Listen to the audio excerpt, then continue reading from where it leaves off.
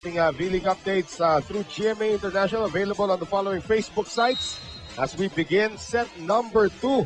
Once again, glad to have you with us mga kaibigan. Live po tayo, GMA News TV, Noel Zarate, kasama si Ivy Remulla at si Mia Kalim from the arena right here in San Juan. And EJ Laure continues to sizzle.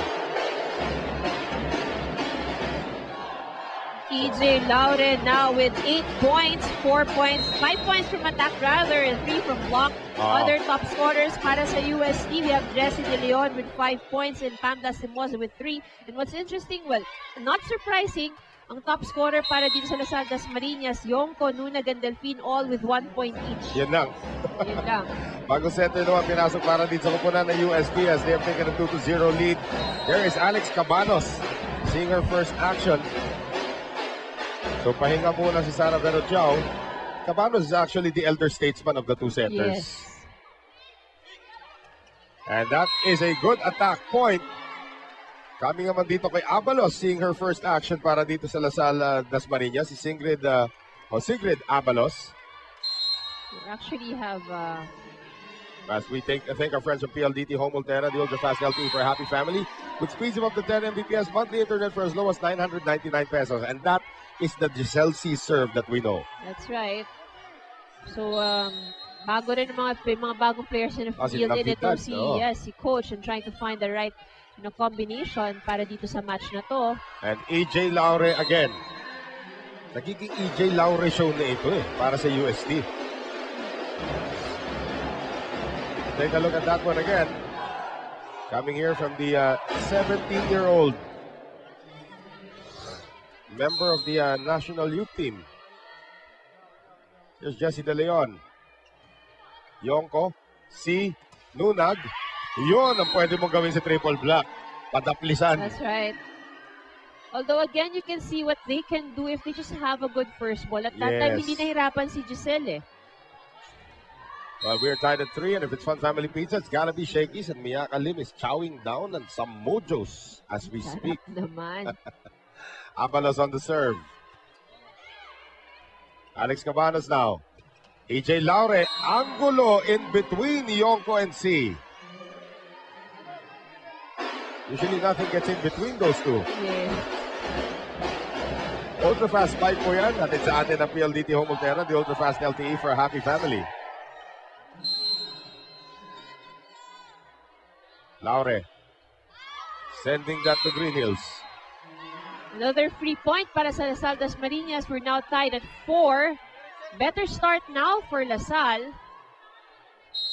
But their number 1 option in the middle is now at the back, serving. Nunag. Nice serve, however, from Cherry Rose. Here's Pamela Stimosa, cross-court bomb. 5-4 UST. Naman natin dito, ganda ng angulo na pinili ni Pamela Stimosa. I believe she's on her 5th year already. Yes. Mela Tunay, good serve kontra kay Nunag. And here's another gambit para sa Lasal. Hindi pinalitan si Nunag sa likod ng libero. That's right. It was actually itong si Abalos who was replaced by Bartolazo. And the PLDT Home Ultera, the ultra fast LTE for a happy family with speeds of up to 10 Mbps, monthly internet for as low as 999 pesos. I don't know if it's working para dito sa Lasal Dasmariñas. And let's see kung magkakaroon ng adjustment si coach after this particular serve. They adjusted their positions, but then again, I'm sure magta-target itong si Carmela. Inagawan na si Nunag dito si Bartolazo, but that results in a free ball from Yumi Yonko.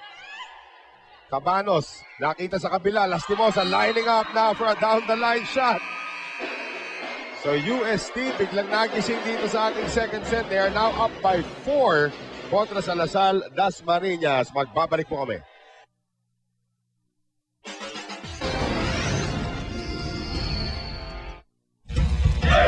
Against Ateneo during their first game. Sabi ni Coach Kung Fu, number 1 reason daw dyan yung kanilang bad start. Sabi niya, it's not because they don't have the talent. Sabi niya, they do. It's just that yung attitude nila nung time na yun is medyo nagdududa daw sa kanilang sarili. Pero he's very positive in today's game. Sabi niya na nag-i-improve daw yung kanilang confidence. Pero sabi nila, kailangan daw nila ma-maintain ito by getting the momentum starting with good defense. Balik sa inyo. Well, Their defense has been very, very good, especially in the first set. Naka 7 block points sila ron. That's right. That was a 4-touch violation na kino-contest nito Lasal Dasmariñas. I think it was the correct call. Galing dito kay Liberato Benito, our second referee, Iyumi Yonko. Cabanos, wala sa pwesto si Meneses. Dadang is there. C, going to Iyumi. Drop shot, almost works, and it does. That's a point now for Lasal Dasmariñas. Good decision there from Yumi. So Yonko cuts it down to 4. Coach Kung Fu Reyes, for his first year at the helm para dito sa women's team. And a lot of people are saying, as we thank our friends from PLDT Home Ultra, the Ultrafast LTE, for a happy family with speeds of up to 10 Mbps, monthly internet for as low as 999 pesos. A lot of people were saying, na overdue na si Coach Kung Fu to handle the seniors. Ilang player na ang na-develop niya from the juniors ranks na super sikat na ngayon. Mabibilang natin yun kung sino-sino yun. Eliza Valdez. That's right. The Santiago Sisters. That's right. Diba? All of those are products of UST High School. And now, nandito na nga siya sa seniors team as we have another drop shot. Galing dito kay Pam Lastimosa. Discovery naman galing sa Cagayan de Oro. Cagayan de Oro. Right. 10-6. Ito ba si Meneses galing sa UST High? So 10-6 ang ating score. Lastimosa. De Leon, Nunag. Kinapos yung set ni Giselle C para kay Iyumi Yonko. Cabanos, nice defense from Iyumi. Iyumi Yonko being very aggressive at the front of the net. Baba sa 3 ang abante ng UST, highest at 5. The veteran, 22-year-old from NU. Pwede nang tawaging veteran to si Shishi, di ba? Bata-bata pa pero veteran eh. Oo.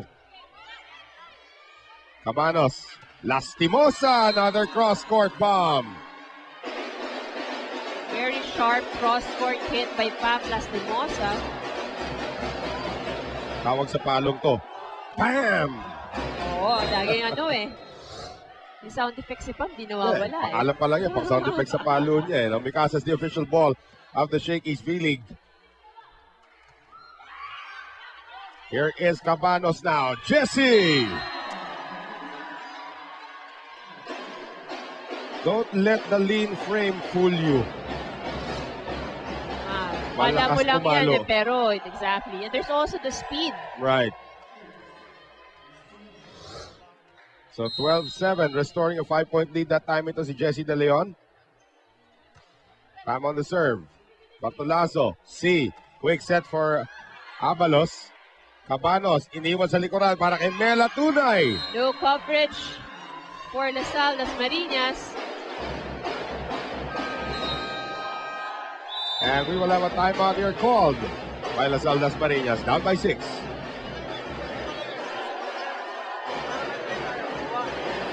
Natagal mo yung cross-court, yung opener, puro cross-court ng palo.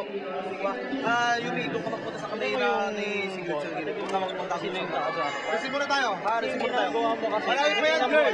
Okay? Isa pa yan. Go! Dumikit na sila kanina 10-7 na eh. And then all of a sudden, Pam Lastimosa and now Mela Tunay bombs away. That's right. We can see here yung huling atake. Mela Tunay off the hands of the blocker. A little late for the coverage there si Desiree Dadang. And interesting talaga no, ng mga middle attackers ngayon itong Lasal Dasmariñas dumidepensa. Right. Captain Lastimosa once again with the serve. Bantolazo sending it to C and Iyumi Yonko just dug up there by Lastimosa. Tunay, galing likod na naman. Bantolazo, ibinalik. They will go to EJ sa kabila. Ang daming option dito ng UST. Grabe. 2-6 yun, no? Nasa likod. A lot of options for US. And again, yun yung isa sa luxuries nitong UST. You have a back row attack. You have Jessie De Leon up front. Tapos wing attacker mo si EJ Laure. Axel is the official outfitter of the Shakey's V-League. Lastimosa with another service ace. That would have gone outside already, pero hindi pinakawalan number 10 ng Lasal, Navidad. Navidad, right. 5 straight points now for the Tigresses. And we can see that UST is also using yung strategy nila sa service. Talagang kinakargahan nila yung services because they know that the Saldas Marinas is struggling sa kanilang first ball. Abalos could not get it across. Now a 9-point lead for UST in the middle of a 6-0 run kontra sa Lasal das Marinas. We will take this short break. We will be right back. National/program guide. Face of the day time. Shakey's face of the day has been found. Isang kabitenyo, katulad mo, Miss Remulla. Yes. Rose Zaira Vilsa. She's 20 years old.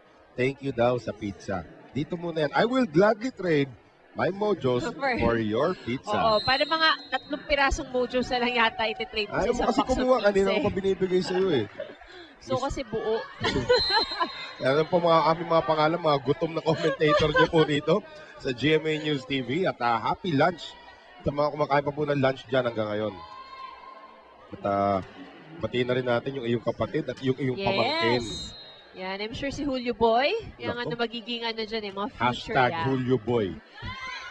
May hashtag na talaga. Right. Lara is back in the game for Lasal das Marinas. Giselle C. Jesse. Nice dig that time by Yonko, and the attack just goes out for Nunag. We've talked about, the struggle that the Saldas Marinas is having with the receptions, and the numbers can translate to that Lasal has only 4% success rate sa kanilang digging, while UST 38% ang success rate. When was the last time you saw a 5'11" setter? And she is coming in out of UST High School. Ito si Eliza Chope. Seeing her first action. PLDT Home Ultra, the ultra-fast LTE for a happy family with speeds of up to 10 Mbps. Monthly internet for as low as 999 pesos. Kasama niya dyan si Chloe Cortez.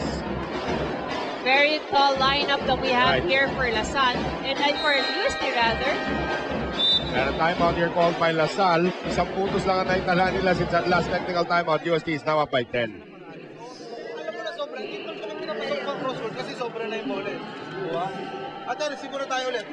Isang receive lang. Diba? Para makagawa tayo ng play. Maraming play si G. Hindi lang natin magawa dahil wala tayo receive. Tsaka pag-ikot. Abutin mo sa taas. Abutin mo sa taas. Go tayo.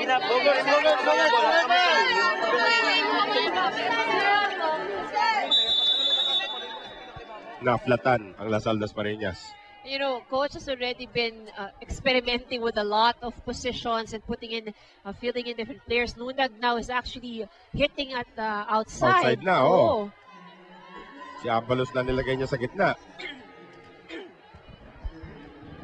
So now, the very, very tall youngster from UST High School, Eliza Tiope, listed as a guest player.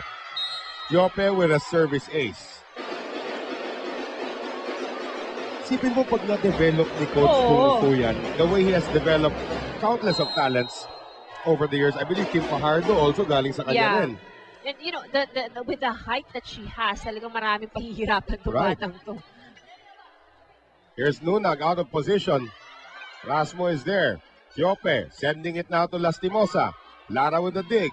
C. Combination. Nunag, yes! And the combination attack works for Lasal das Marinas. Again, gaya nga nasabi ni Coach kanina, maraming options itong si Giselle. Kaya hindi lang nila nabibigyan kasi ng magandang first ball. Right. That is why hindi sila makapag-execute ng mga plays. Triple block did not work that time against the 22-year-old Nunag. Chloe Cortez. And a block para kay Abalos. So 19-10 ang ating score. Some signs of life for Lasal das Marinas. If it's fun family pizza, it's gotta be Shakey's. Giselle C. Rasmo. Tiope. Down the middle for Laure. Nandun naman si C. Another free ball given up by Lasal das Marinas. Cortez. Kabila. Laure. Barely gets the line, but she does. That gets the corner. Sa guhit talaga tumama. Palitan ng tao dito. We have Francisco coming in to serve. Christine Francisco. And a new quicker para sa UST. Another high school prospect, Alexa Rafael. Grabe mga high school players na pinapasok ng UST, ha? And Coach Kung Fu, obviously letting them get the experience. Right. Nunag. Yope now, sending it to EJ. So if I'm not mistaken, this is a bunch of teenagers in para Na sa naglalaro UST. lang para sa UST. Right. Lara scores. Good angle chosen by Lara. Well, sa UST with the exception pala of Lastimosa who's still on the floor, no? Kailangan lang ng veterano pa rin. 2011. Apalos to serve. Into the net. Magkakaroon ng palitan ng setter. Micah Chanco will return to the game. Papalitan si Giselle C. Now on all, Lasal lineup. Well, dadangan dyan pa pala, no?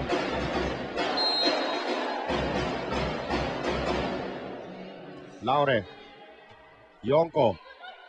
Chanco. Lara. Tatlo nakabang. Rasmo digs it up. Galing likod. EJ. Good first ball there from Yumi. Here's Tiope now. Lastimosa. Wala sa pwesto. Nunag from the open. Nagugulat sila kay Nunag, eh, no? Biglang nag-open. Free Oo. ball opportunity now for LaSalle. They give it to Shishi. And Nunag could not cover. Miscommunication dito sa Dasadas Marinas. Of course, Dadang was nagulat siya sa kanya binigay yung pole. Right. Sabi niyo yung tingin ni Dadang sa kay Chanco. Ano ka ba? PLDT Home Ultera, the ultra-fast LTE for happy family with speeds of up to 10 Mbps monthly internet for as low as 999 pesos. That serve goes out para dito kay Laure.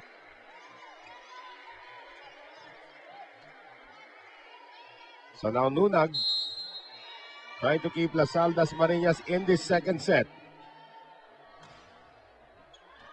Out. Oh, that serve goes outside. May gigil na dito para kay Jerry Rose Nunag, eh. You can see the look of frustration in the faces of the players itong LaSalle Das Marinas.